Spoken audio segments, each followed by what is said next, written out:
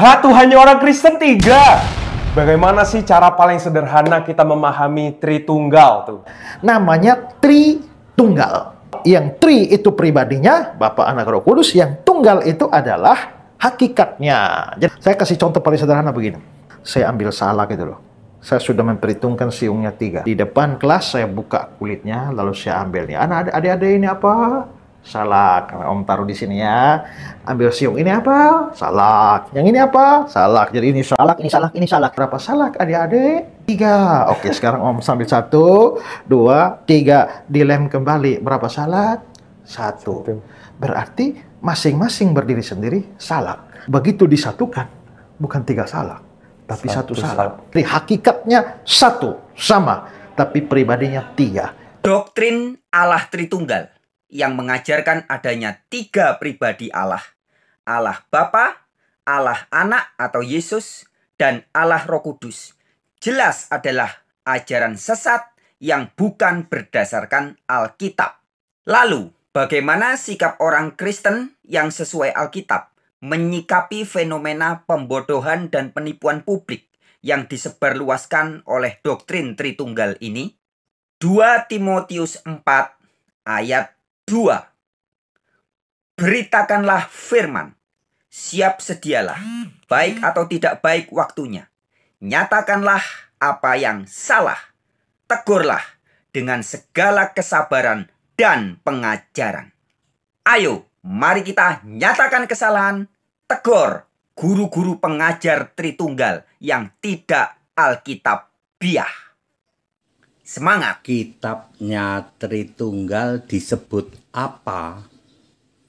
Alkutip Firman Iblis.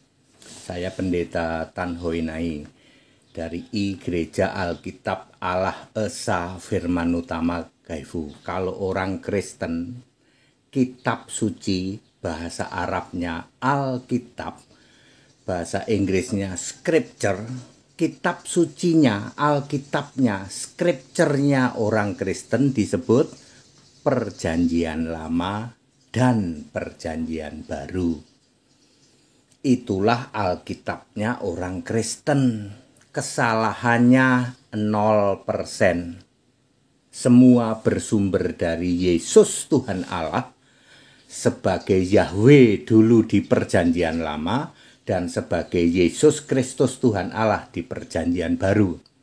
Semua kitab suci PL dan PB menulis tentang aku, tentang Yesus.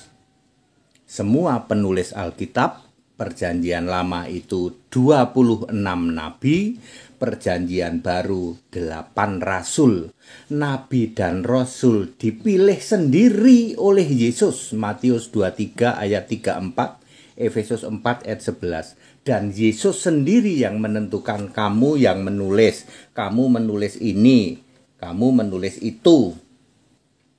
Cara penulisannya dengan 3 cara, yaitu ilham 2 Timotius 3 ayat 16, kemudian diwahyukan atau yang dilihat dengan mata Lukas 1 ayat 1, Wahyu 1 ayat 1 dan 2, kemudian dikuasai roh, Wahyu 1 ayat 10, Wahyu 4 ayat 2.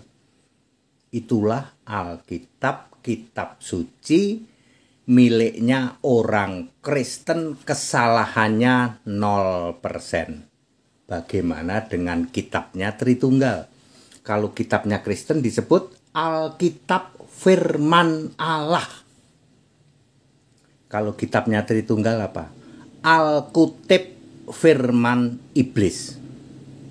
Kok bisa, Pak? Kesalahannya saja 6.500 dari 31.000 ayat, berarti 20%. Sebuah kitab suci itu kesalahannya 1 ayat saja atau 1 kata saja itu sudah gugur jadi kitab suci.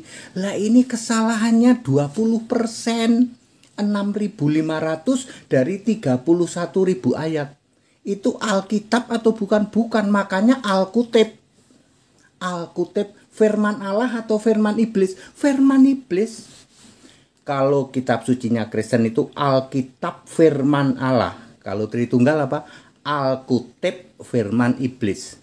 Ya, kesalahannya sampai 6.500. Dia mengutip-kutip sabda dari sang bapa iblis.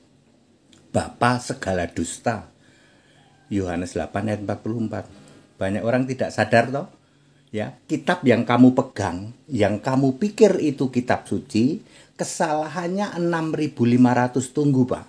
Kok bisa kesalahannya 6.500 itu dibandingkan dengan kitab apa, Pak? Dengan Alkitab Kristen. Mereka itu sebenarnya ngerti.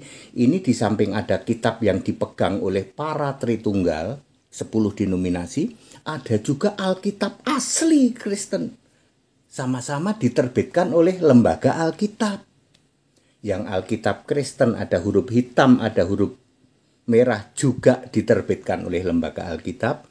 Alkitab Tritunggal yang ada 6.500 kesalahan juga diterbitkan oleh lembaga Alkitab. Kok bisa begitu, Pak? Lembaga Alkitab itu tugasnya menerbitkan kitab-kitab dari semua aliran. Silahkan semua sekte, silahkan Anda mengajukan, ini kami sekte X.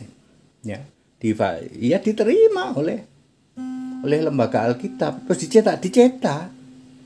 Tapi lembaga Alkitab juga mencetak Alkitab Kristen, jalur lurus. Kalau dibandingkan dengan Alkitab para Tritunggal, tepatnya Alkutip firman iblis, kesalahannya berapa? 6.500. Ya, seperti itu.